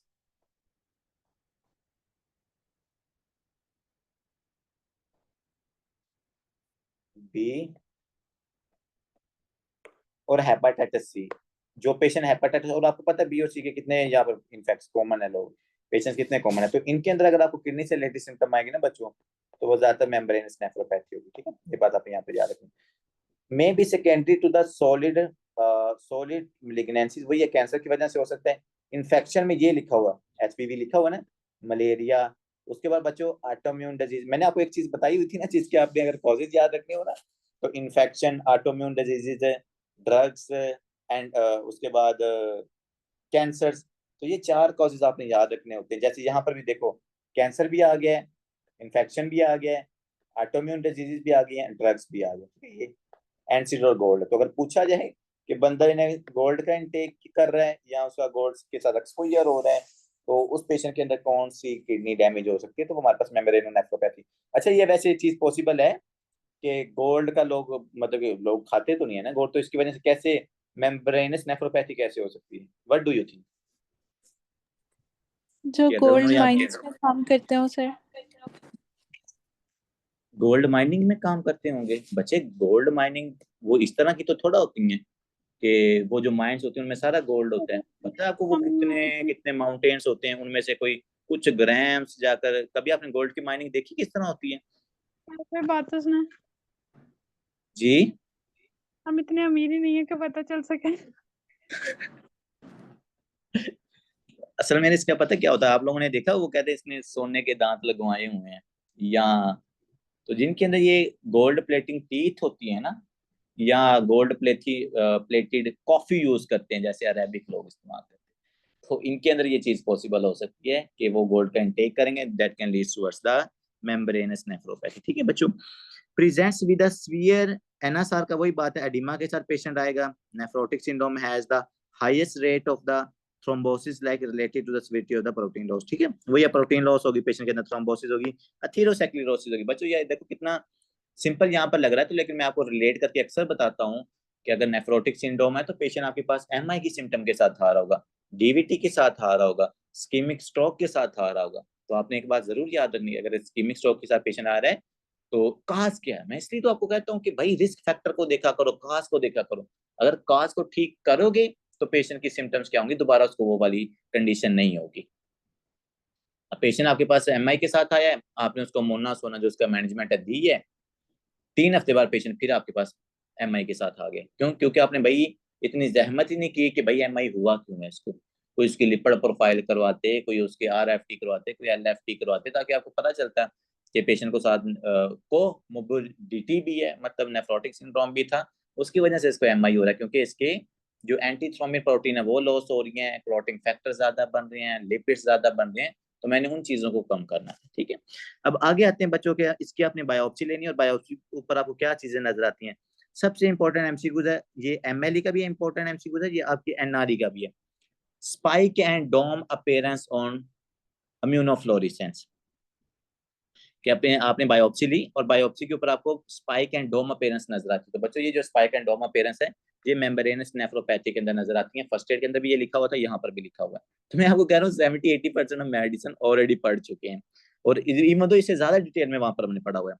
Spike and DOM appearance caused by the granular deposits of the IgA and C at the subepithelial side of the basement membrane. On light microscope, glomerulus basement membrane thickness are seen.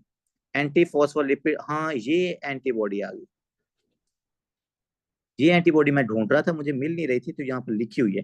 बच्चों जो आपके पास anti phospholipase A2 receptors है ना, इसके खिलाफ antibodies बनती हैं, और ये पूछा जाता है मेम्ब्रेनस नेफ्रोपैथी के अंदर कौन सी एंटीबॉडी प्रेजेंट होती है। तो बच्चों ये प्ला A2 याद आपने रखना है, ऐसे प्लार एंटीबॉडीज को कह लो, यहाँ प्ला A2 कह लो, तो ये एंटीबॉडी जरा याद रखिएगा, PLA2R। ठीक है, तो जो क्योंकि ये जो फोस्फोलाइपेज A2 रिसेप्टर्स होते हैं ना, ये आपकी बेसमेंट मेम्ब्रेन के अंदर होते हैं, तो उनके खिलाफ एंटीबॉडीज बनती हैं। जब उनके खिलाफ एंटीबॉडीज बनते हैं तो आपकी बेसमेंट मेम्ब्रेन डैमेज होती है। जब बेसमेंट मेम्ब्रेन डैमेज होती है तो पेशेंट के अंदर है नेफ्रोटिक सिंड्रोम वाले पेशेंट सिम्टम आती है। ट्रीटमेंट बच्चों क्या करना, वही है, रास इनहिबिशन है, स्टेरॉइड्स आपने देने हैं, इम्यून सिस्टम को सप्रेस करना है, और अगर किसी चीज की जरूरत पड़े तो आपने एक्सोजीनियसली इस पेशेंट के अंदर दे देनी है।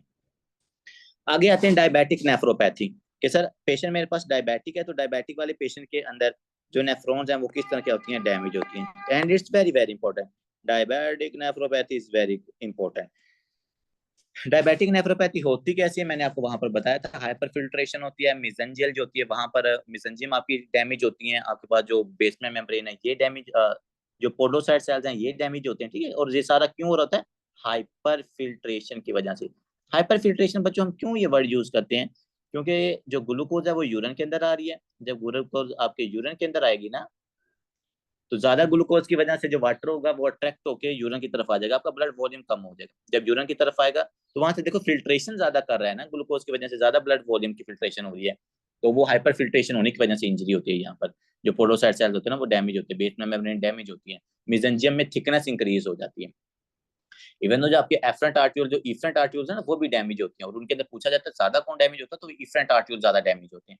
तो ये 3-4 पैथोफिजियोलॉजी के अंदर हमने बातें डिस्कस की थी, लेकिन एट द एंड क्या होता है, आपकी किडनी डैमेज होती है, नेफ्रॉन डैमेज होती है, पोडोसाइट डैमेज होते हैं, बेसमेंट मेम्ब्रेन डैमेज होती है, मेसेंजियम डैमेज होती है, इफरेंट आर्ट्यूल डैमेज होती है, and all this factor can lead towards the diabetic nephropathy. इसलिए तो कहते हैं जो डायबिटीज के पेशेंट्स होते हैं इनके अंदर किडनी की जो प्रॉब्लम होती है वो बहुत जल्दी आना शुरू हो जाती है, क्योंकि उसके पीछे कॉजेज मतलब पैथोफिजियोलॉजी बहुत ज्यादा होती है। Has two characteristics diffuse hyalinization. Hyalinization का क्या मतलब है, हाइलिन प्रोटीन डिपॉजिट हो जाती है, जैसे हमने कहा था नहीं, हाइपरटेंशन वाले पेशेंट के अंदर फिब्रिनोइड नेक्रोसिस होती है, तो वो फिब्रिनोइड नेक्रोसिस के पीछे भी प्रोटीन डिपॉजिट होती है हाइलिन। तो यहाँ पर इस पेशेंट के अंदर भी हाइलिन प्रोटीन डिपॉजिट होती है आपकी बेस में ब्लड वेसल्स के अंदर, मेसेंजियम के अंदर, जिसकी वजह से पेशेंट के अंदर ये नेफ्रोटिक सिंड्रोम की सिम्टम आती है। किमल स्टील विल्सन नड्यूल्स, ठीक है जी, यहाँ किमल स्टील विल्सन लियंस, ये किमल स्टील विल्सन लियंस जो होती हैं बच्चों, मतलब कि नड्यूलर ग्लोमेरुलोसक्लेरोसिस, आपकी ग्लोमेरुला डैमेज हो रही होती हैं, वो डिफरेंट टाइप्स के, जब आप देखते हो ना बायोप्सी के ऊपर डिफरेंट टाइप के नड्यूल्स वहां पर बने होते हैं ग्लूकोज के डिपॉजिट होने की वजह से, ठीक है। तो इसको हम इस फाइंडिंग को किमल स्टील विल्सन लियंस कहा जाता है, याद रखिएगा। डायबिटीज वाले पेशेंट के अंदर ये चीज आपको मिलती है। सर ये जो पेशेंट है हमारे पास डायबिटीज वाला पेशेंट किस तरह की सिम्टम आते हैं, patient generally have long standing poorly control diabetes mellitus and evidence of the multiple organ complication. तो बात उनके बताने का मकसद बच्चों यही है कि अगर कोई पेशेंट अपनी ग्लूकोज को कंट्रोल नहीं कर रहा, इंसुलिन का वो इनटेक नहीं कर रहा, तो अगर आप ग्लूकोज को सही से मैनेज नहीं करोगे तो उन पेशेंट्स के अंदर आपको एंड ऑर्गन डैमेज फेलियर नजर आता है, ठीक है। जिसके अंदर मैंने यहाँ पर देख लो, मैं अक्सर आपको एक बार बात कहता होता था ना कि आपकी जो आईज जो आपकी किडनी सबसे ज्यादा सेंसिटिव होती हैं। सबसे पहले अगर हाइपरटेंशन होती है या डायबिटीज मेलाइटिस पेशेंट को होता है ना, तो किडनी और रेटिना ही डैमेज होता है। तो यहाँ पर उन्होंने लिखा भी हुआ है, देखो, न्यूरोपैथी, रेटिनोपैथी एंड नेफ्रोपैथी आपको नजर आती है डायबिटीज मेलाइटिस वाले पेशेंट के अंदर। सर जब हमने इनकी बायोप्सी की तो आपको नजर आती है थिक ग्लोमेरुलस बेसमेंट मेम्ब्रेन, ठीक है। अब थिक नजर है क्योंकि वहां पर ग्लूकोज डैमेज हो जाती है, ग्लूकोज वहां पर डिपॉजिट हो जाती है, और वो हमने एक प्रोसीजर पढ़ा था ग्लाइसेटेड ग्लाइसेशन, जिसको हमने इंजाइमेटिक ग्लाइकोसाइलेशन और नॉन इंजाइमेटिक ग्लाइकोसाइलेशन कहा था। तो यहाँ पर नॉन इंजाइमेटिक ग्लाइकोसाइलेशन होती है, और वो नॉन इंजाइमेटिक ग्लाइकोसाइलेशन होने की वजह से बेसमेंट मेम्ब्रेन के अंदर आपको थिकनेस नजर आती है, ठीक है। इंक्रीज मेसेंजियल मैट्रिक्स, आगे वर्ड जो मैं आपको बार बार यूज कर रहा हूँ क्योंकि हमने फर्स्ट एड के अंदर पढ़ा हुआ था, मेसेंजियल मैट्रिक्स आपका इंक्रीज हो जाता है कि मेसेंजियम के अंदर भी ये प्रोटीन जो ग्लूकोज होती है ना डिपॉजिट होती है, फिर उस मेसेंजियम के अंदर ग्लूकोज जाती है और उसके पीछे वाटर भी जाता है, जिसकी वजह से जो मेसेंजियम का मैट्रिक्स होता है वो इंक्रीज हो जाता है। किमल स्टील विल्सन लियंस आपको सीन नजर आती है किसके ऊपर है, इसके ऊपर है, हिस्टोलॉजिकल फाइंडिंग के ऊपर। तो यहाँ पर आप देख लो किमल स्टील ना, ये देखो इन्हेड्यूस नजर आ रही, तो ये बड़ी इंपॉर्टेंट फाइंडिंग है। एनआरई के अंदर भी इस तरह के एमसीक्यूज पूछे जाते हैं। तो कीमल स्ट्रेन अगर आपको इस तरह की हिस्टोलॉजी तेज है तो आपने देखना है कि पेशेंट के अंदर डायबिटीज मेलाइटिस का ये पेशेंट हो सकता है जिसके अंदर में कीमल स्ट्रेन विल्सन नड्यूल्स नजर आ रहा है, ठीक है। आगे आते हैं बच्चों के सर पेशेंट के अंदर हमने ट्रीटमेंट इसका कैसे करना, तो आपने कंट्रोल करना है किसको, ब्लड शुगर को कंट्रोल करना है, एसी इनहिबिटर अर्ब। बच्चों ये बात पड़ी हुई है एंटी हाइपरटेंसिव पेशेंट के टॉपिक के अंदर, फर्स्ट ईयर के अंदर पहला जो पेज था वहां पर पड़ा हुआ है, डायबिटीज मेलाइटिस वाले पेशेंट के अंदर कौन सी एंटी हाइपरटेंसिव ड्रग्स देते हैं sir, ACE inhibitors and ARBs, जिनके साथ किडनी का प्रॉब्लम होता है क्योंकि these are the renoprotective. Screen for the diabetic nephropathy with random urine microalbuminuria and the creatinine ratio. वही बात कह रहे हैं कि आपने एक उसका ट्रीटमेंट करना है, ग्लूकोज को कंट्रोल करनी है, हाइपरटेंशन को ट्रीट करना है, साथ आपने स्क्रीनिंग करते रहना कि भाई कुछ चीजें इंप्रूव हो रही हैं या नहीं हो रही, ठीक है। आगे आते हैं भाई lupus nephritis, one of my favourite topic, ये एसएलई का पार्ट है।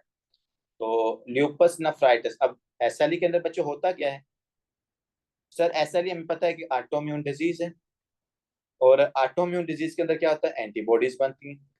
और वो एंटीबॉडीज क्या करती हैं, जाकर हमारी बॉडी के डिफरेंट सेल्स को डिस्ट्रॉय करते हैं। तो बच्चों आपने याद रखना है एसएलई के अंदर ना ज्यादातर फॉलो होते हैं दो हाइपर सेंसिटिविटी रिएक्शंस, एक हाइपर सेंसिटिविटी रिएक्शन टाइप 2 और एक हाइपर सेंसिटिविटी रिएक्शन टाइप 3। आपको पता है टाइप 2 के अंदर क्या होता है सर? टाइप 2 के अंदर एंटीबॉडी सिंपल बनती है, जैसे मैं कहता हूँ आईजी एंटीबॉडी बन गई है, आईजीएम एंटीबॉडी बन गई, ठीक है। टाइप 3 के अंदर क्या बनते हैं? Immune complexes. तो जब एसएलई के अंदर इम्यून कम्प्लेक्सेस भी बन रहे होते हैं हमारे पास और एंटीबॉडीज भी बन रही होती है, तो इसलिए तो इतने ज्यादा मल्टी सिस्टेमिक इन्वॉल्वमेंट आपको नजर आती है इस पेशेंट के अंदर। जो आपके पास एसएलई का होता है, स्किन भी इन्वॉल्व हो रही होती है, लंग्स भी इन्वॉल्व होते हैं, हार्ट भी, किडनी भी, न्यूरॉन्स भी, लंग्स भी। तो क्योंकि इसके अंदर दो पैथोफिजियोलॉजी फॉलो हो रहे हैं, दो हाइपर सेंसिटिविटी रिएक्शंस हो रहे हैं, एंटीबॉडीज भी बन रही हैं, इम्यून कम्प्लेक्सेस भी डिपॉजिट हो रहे हैं। कुछ एंटीबॉडी सेल को डिस्ट्रॉय करें, कुछ आपके इम्यून कम्प्लेक्सेस डिस्ट्रॉय करें, ठीक है। Classified as the whole type 1 to type 4। ये लो, उन्होंने इसको और ज्यादा वर्स कर दिया है। उसने कहा भाई चारों टाइप ही फॉलो होती हैं, ठीक है, लेकिन ज्यादातर फर्स्ट एड ने भी टाइप 2 और टाइप 3 लिखा हुआ था, ज्यादातर ये दो टाइप डेंजरस होती हैं। लेकिन वो कह रहे हैं कि type hyper sensitivity type 1 reaction, 2 reaction, 3 reaction, 4 reaction, चारों रिएक्शंस आपको नजर आते हैं, लेकिन उनमें सबसे जो वर्स होते हैं वो टाइप 2 और टाइप 3 होते हैं, ठीक है। The severity of the renal disease often determines the overall prognosis. तो उसकी जो किडनी की एसएलई वाले पेशेंट की जितनी किडनी डैमेज होगी ना, वो बताएगी कि एसएलई कितनी डेंजरस है उस पेशेंट के अंदर, या एसएलई की प्रोग्नोसिस क्या चल रही है उस पेशेंट के अंदर। अगर ज्यादा किडनी डैमेज है तो एसएलई की जी प्रोग्नोसिस है वो वर्स होगी उस पेशेंट के अंदर। सर ये पेशेंट हमारे पास प्रेजेंट कैसे करता है? तो बच्चों ये प्रेजेंट करेगा हिमाचूरिया के साथ एंड प्रोटीन यूरिया के साथ, ठीक है, हमेशा याद रखिएगा। एसएलई की वजह से अगर आपको ल्यूपस नेफ्राइटिस हो रहा है ना, आपके पास ग्लोमेरुलस के अंदर या आपके पास पोडोसाइट बेसमेंट मेम्ब्रेन के अंदर एंटीबॉडीज कम्प्लेक्सेस भी डिपॉजिट हो रहे हैं, एंटीबॉडीज उनको डिस्ट्रॉय भी करें, इवन तो इसकी एंटीबॉडीज के नाम भी हैं, अभी मेरे जेहन से निकल गए। वो एक एंटीबॉडीज की बनती है एंटी हिस्टोलाइस, या मतलब इस तरह का उसका गुना, एंटी हिस्टामिन है, एच से इस तरह की कोई एंटीबॉडी है, वो स्पेसिफिकली एंटीबॉडी ना जाके आपकी किडनी को डैमेज करती है। तो ये आपने यहाँ पर याद, अगर नाम यहाँ पर लिखा हो तो मैं आपको बता दूँ। हिमाचूरिया एंड प्रोटीन यूरिया में be found during evaluation of the SLE patient, ठीक है। तो एसएलई वाले पेशेंट के अंदर आपको हिमाचूरिया भी नजर आएगा, प्रोटीन यूरिया भी नजर आता है, ठीक है।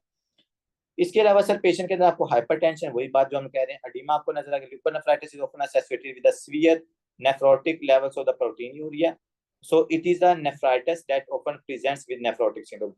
असल में मैंने आपको ये चीज बतानी थी कि जो आपके पास एसएलई वाले पेशेंट्स हैं उनकी जिनके अंदर ल्यूपस नेफ्राइटिस होता है, इस नेफ्राइटिस को हम कहते हैं नेफ्रीटिक नेफ्रोटिक सिंड्रोम।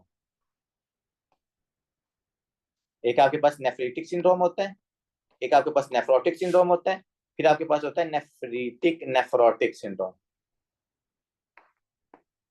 नेफ्रीटिक नेफ्रोटिक सिंड्रोम में जिसमें आपके पास ये एसएलई भी आ रही है, ल्यूपस नेफ्राइटिस भी आ रहा है, तो बच्चों इसमें दोनों सिम्टम्स आते हैं, प्रोटीन यूरिया भी होता है, हीमाचूरिया भी होता है इस पेशेंट के अंदर, ठीक है। तो ये याद रखिएगा, बहुत इंपॉर्टेंट बात है। आगे आते हैं बच्चों, सर पेशेंट की पैथोफिजियोलॉजी क्या है? मेसेंजर प्रोलाइफरेशन, ठीक है, मेसेंजर प्रोलाइफरेट कर जाएगी, सब एंडोथेलियल डेपोजिशन है, सब एपिथेलियल इम्यून कम्प्लेक्सेस है, वही है ना, देखो डिस्ट्रक्शन भी हो रही है, इम्यून कम्प्लेक्सेस डिपॉजिट भी हो रहे हैं। और अब बात आती है डिफरेंशियल डायग्नोज बनाने की। आपको इस पेशेंट के अंदर इम्यून कम्प्लेक्सेस कम नजर आएंगे, क्योंकि इम्यून कम्प्लेक्सेस को, ये एसएलई जो कंडीशन है ना, ये जो ऑटोइम्यून डिजीज है, ये इम्यून कम्प्लेक्सेस को यूटिलाइज कर लेती है, इसलिए इन पेशेंट के अंदर वैसे ही इम्यून कम्प्लेक्स C3 C4 की आपको डेफिशिएंसी नजर आती है। सर पेशेंट को ट्रीट कैसे करना है? तो यहाँ पर सबसे पहले आपने स्टीरॉइड्स देने, ठीक है, स्टीरॉइड्स देने हैं। उसके बाद इम्यूनो सप्रेसेंट, क्योंकि आपका इम्यून सिस्टम ऑटोइम्यून है ना, आपका इम्यून सिस्टम बड़ा बूस्ट अप हुआ पड़ा है, तो आपने इम्यून सिस्टम को कंप्रेस करना है, स्टीरॉइड्स पेशेंट को देने।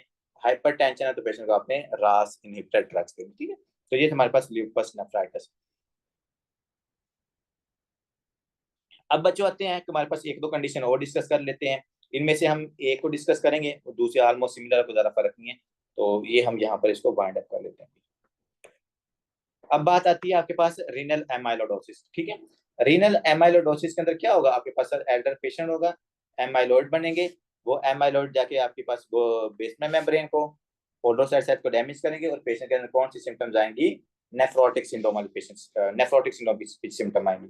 रीनल एमाइलोडोसिस, तो रीनल एमाइलोडोसिस के अंदर सबसे पहली बात आपने क्या याद रखनी? एल्डर्स, ज्यादातर जो एल्डर्स होते हैं उनके अंदर रीनल एमाइलोडोसिस आपको नजर आती है। होता क्या है? प्लाज्मा सेल डिस्करेजिया, ठीक है जी, आपके जो प्लाज्मा सेल्स हैं उनकी ब्रेकडाउन हो रही है, उनकी ब्रेकडाउन से हमारे पास क्या निकल गया? एमाइलॉइड या मिसफोल्डेड प्रोटीन नहीं करी होती। दूसरे नंबर सेकेंडरी काज क्या है, इन्फेक्शंस या inflammatory causes. Plasma cell dyscrasias, infection और inflammatory are the most common causes. अब बात जरा समझिएगा, पेशेंट का होता है इन्फेक्शन। अब इन्फेक्शन की वजह से क्या करता है, उसकी बॉडी जो होती है ना वो एमाइलॉइड प्रोटीन को ज्यादा बनाना शुरू कर देती है, और वो जो एल्डर्स होते हैं एल्डर्स के अंदर ही ज्यादा एमाइलॉइड प्रोटीन बनती है, ठीक है। तो जब ज्यादा इन्फेक्शन हुआ, इन्फेक्शन के बाद एमाइलॉइड प्रोटीन ज्यादा बनी, वो एमाइलॉइड प्रोटीन क्या करते हैं, डिपॉजिट होंगी। डिपॉजिट होने के बाद वो क्या करेगी, फेलियर वाली सिम्टम लाएंगी, वो किसी भी ऑर्गन के अंदर हो सकता है। पेशेंट में है मल्टीपल माइलोमा, देखा, पेशेंट के अंदर मल्टीपल माइलोमा हो सकता है। मल्टीपल माइलोमा में आपको पता है ना, प्लाज्मा सेल ज्यादा बनते हैं, प्लाज्मा सेल ज्यादा बनेंगे, उनकी ब्रेक डाउन ज्यादा होगी, ब्रेक डाउन ज्यादा होगी, वहां से एमाइलिन प्रोटीन ज्यादा बनेगी, ठीक है। और वो एमाइलिन प्रोटीन आपके पास क्या करेगी, अगर इंक्रीज हो जाएगी तो it can lead to the amyloidosis.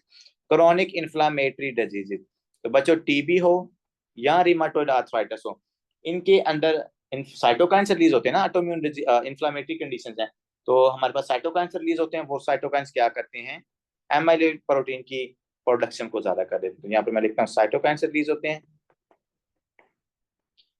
ये साइटोकाइन्स क्या करेंगे, एमाइलिन प्रोटीन की प्रोडक्शन ज्यादा करवाएंगे, और वो एमाइलिन प्रोटीन फिर क्या करेगी, it can lead to the amyloidosis. Sir biopsy के ऊपर क्या चीजें नजर आएंगी, नोड्यूलर ग्लोमेरुलोसेक्युलोसिस आपको नजर आएगी, electron microscope reveals the amyloid fibrous. और अब जो सबसे इंपॉर्टेंट चीज है, जो डिफरेंट एमसीक्यूज के अंदर वो वर्ड यूज करते हैं, वो बच्चों है कॉन्गो रेड स्टेनिंग, कि आपने कॉन्गो रेड स्टेन इस्तेमाल किया, उस कॉन्गो रेड स्टेन इस्तेमाल करने के बाद आपको नजर आती है एप्पल ग्रीन बायफ्रिंजेंस। आपने बायोप्सी ली, किडनी का पार्ट लिया, उसके ऊपर कॉन्गो स्टेन डाला, कॉन्गो स्टेन डालने के बाद आपको क्या मिलता है, वहां पर एप्पल ग्रीन बायफ्रिंजेस नजर आती है। यहाँ पर इन्होंने ड्रॉ नहीं की हुई, लेकिन यहाँ पर नजर आती है बायफ्रिंजेस ना, ग्रीन बायफ्रिंजेस मैं आपको यहाँ पर दिखाऊंगा। अगर नहीं तो आप फर्स्ट एड के अंदर देख सकते हैं, इसकी पिक्चर बनी हुई है, वो ग्रीनिश सा आपको ना वहां पर मटीरियल नजर आएगा। तो लेकिन आपने स्टेन कौन सा यूज करते हैं इसके अंदर, कॉन्गो रेड स्टेन इस्तेमाल किया जाता है, एप्पल ग्रीन बायफ्रिंजेस ये अपीयरेंस होती है। ट्रीट कैसे करना है बच्चों, स्टीरॉइड्स दो पेशेंट को, उसके बाद पेशेंट के अंदर आपने देना है ये जो ड्रग्स हम यूज करते हैं एमाइलोडोसिस के अंदर, ये एमाइलोचिलेटिंग एजेंट है, जो मिल्फालेन, इसका नाम पूरा इन्होंने आधा लिखा हुआ है। मिल्फालेन ड्रग क्या करते हैं, ये ज्यादातर एमाइलोडोसिस पेशेंट के अंदर यूज करते हैं। ये इसको समझ लो कि ये इन्फ्लामेशन को भी कम करती है, ये एमाइलॉइड को भी ये कम करती है ड्रग। मिल्फालिन नई ड्रग है, याद करो काफी काम आएगी पेशेंट के अंदर। फिर एट दी एंड चूंकि वो एबनॉर्मल मल्टीपल माइलोमा है ना बच्चों, तो एबनॉर्मल प्लाज्मा सेल्स बनाते हैं, तो उस पेशेंट के अंदर हमने क्या करना होता है, बोन मैरो ट्रांसप्लांटेशन करना। अब आते हैं मेम्ब्रेनो प्रोलाइफरेटिव नेफ्रोपैथी। बच्चों मेम्ब्रेनस प्रोलाइफरेटिव नेफ्रोपैथी आपने सबसे पहले तो याद रखना है कि ये जो मेम्ब्रेन भी इन्वॉल्व होती है, और वो मेम्ब्रेन क्या करती है, प्रोलाइफरेट करती है। प्रोलाइफरेशन का मतलब है कि आपके पास जो पूरी नेफ्रॉन है ना उसकी यहाँ पर इन्वॉल्वमेंट होती है। इसका इसका दूसरा नाम होता है डिफ्यूज ग्लोमेरुलोसेक्युलोसिस, या डिफ्यूज ग्लोमेरुलोनेफ्राइटिस भी कहा जाता है इसको, मेम्ब्रेनो प्रोलाइफरेटिव नेफ्रोपैथी का जो दूसरा नाम होता है। मतलब इस कंडीशन के अंदर दो चीजें आपने याद रखनी है मेम्ब्रेनो प्रोलाइफरेटिव नेफ्रोपैथी के अंदर। एक तो यहाँ पर आपको नेफ्रीटिक नेफ्रोटिक सिंड्रोम नजर आएगा, मतलब दोनों कंडीशंस आपको नजर आएंगी। दूसरे नंबर पर यहाँ पर आपने याद रखना कि आपके पास डिफ्यूज नेफ्रॉन होगी, मतलब पूरी नेफ्रॉन की आपको यहाँ पर इन्वॉल्वमेंट नजर आती है, ठीक है। ये दो चीजें आपने याद रखनी मेम्ब्रेनो प्रोलाइफरेटिव नेफ्रोपैथी के अंदर। एक कंडीशन में आपको यहाँ पर रीड करवा देता हूँ, दूसरी आपने खुद कर लेनी है। इससे मेम्ब्रेनो प्रोलाइफरेटिव नेफ्रोपैथी की होती है डिफरेंट टाइप्स, एक होती है टाइप 1 टू टाइप 3, और दूसरी होती है हमारे पास टाइप 2 मेम्ब्रेनो नेफ्रोपैथी, ठीक है। जो टाइप 3 है इसके अंदर क्या हो रहा है, एमपीजीएन, एमपीजीएन का बच्चों मतलब होता है membrano proliferative nephropathy. MPGN specially in the children और secondary to the hepatitis B, C and the cryoglobulinemia, ठीक है जी। क्रायोग्लोबिनीमिया का मतलब होता है एबनॉर्मल एंटीबॉडीज की फॉर्मेशन, ठीक है। मतलब कोई बंदा सिक साइनस सिंड्रोम का था, या वो सिक था, और जो सिक पेशेंट्स होते हैं उनके अंदर जो एंटीबॉडीज बनती है ना, उन फिर एंटीबॉडीज को, या एबनॉर्मल एंटीबॉडी का अगर मैं वर्ड यूज करूँ तो उसको हम क्रायोग्लोबिनीमिया कहते हैं। अगर एंटीबॉडीज एबनॉर्मली बन रही है, उनका नंबर ब्लड सर्कुलेशन में ज्यादा हो गया, तो उसको क्रायोग्लोबिनीमिया कहते हैं। हेपेटाइटिस बी और सी वाले पेशेंट के अंदर एमपीजेन हो सकती है। देखो मैं प्रेजेंट विद द ग्रोस हिमाचूरिया, वही बात है, हिमाचूरिया आ गया ना, हालांकि हम नेफ्रोटिक सिंड्रोम पढ़ रहे हैं, लेकिन हिमाचूरिया, हाइपरटेंशन भी होगी, एडीमा भी होगा, is often associated with the severe nephrotic syndrome. ये देखो, तो नेफ्रोटिक नेफ्रीटिक सिंड्रोम दोनों जैसी आपको सिम्टम यहाँ पर नजर आएगी इस पेशेंट के अंदर। सबसे इंपॉर्टेंट जो इसकी आती है ना, वो है ये इसकी बायोप्सी की फाइंडिंग, जिसको हम कहते हैं ट्रैम ट्रैक। बच्चों अगर हमारे पास बायोप्सी आती है ना, जो हमने ऊपर डिस्कस की थी, क्या नाम था यार, हाँ, स्पाइक एंड डोमापेरन, तो स्पाइक एंड डोम अपेयरेंस आपके पास मेम्ब्रेनस नेफ्रोपैथी है, और जो ट्रैम ट्रैक अपेयरेंस बच्चों ये आपको नजर आती है मेम्ब्रेनो प्रोलिफरेटिव नेफ्रोपैथी, या एमपीजेन का वर्ड आपको यहाँ पर याद रखना है। इसके अलावा बच्चों सब एंडोथीलियल और मेसेंजियल डिपॉजिट्स आपको नजर आते हैं, मतलब कि जो आपके एंडोथीलियल सेल्स हैं उनके नीचे आपको डेपोजिशन नजर आती है, किनकी इम्यून कॉम्प्लेक्सेस की डेपोजिशन नजर आ सकती है। और इस पेशेंट के अंदर भी एमपीजेन वाले पेशेंट के अंदर आपको कॉम्प्लीमेंट्री प्रोटीन कम मिलती है। पेशेंट का ट्रीटमेंट कैसे करना है, प्रेडनिसोलोन देनी है आपने या इम्यूनोसप्रेशन थेरेपी करनी है। इसके अलावा हाइपरटेंशन है तो पेशेंट के अंदर आपने स्टेरॉइड देनी, ठीक है बच्चों। तो जो दूसरी कंडीशन है वो भी इससे मिलती जुलती है, तो उसको आपने खुद रीड कर लेना, क्योंकि हमारी सेकंड क्लास का यहाँ पर टाइम हो गया, ठीक है जी। See you in next class, tomorrow we will discuss everything about the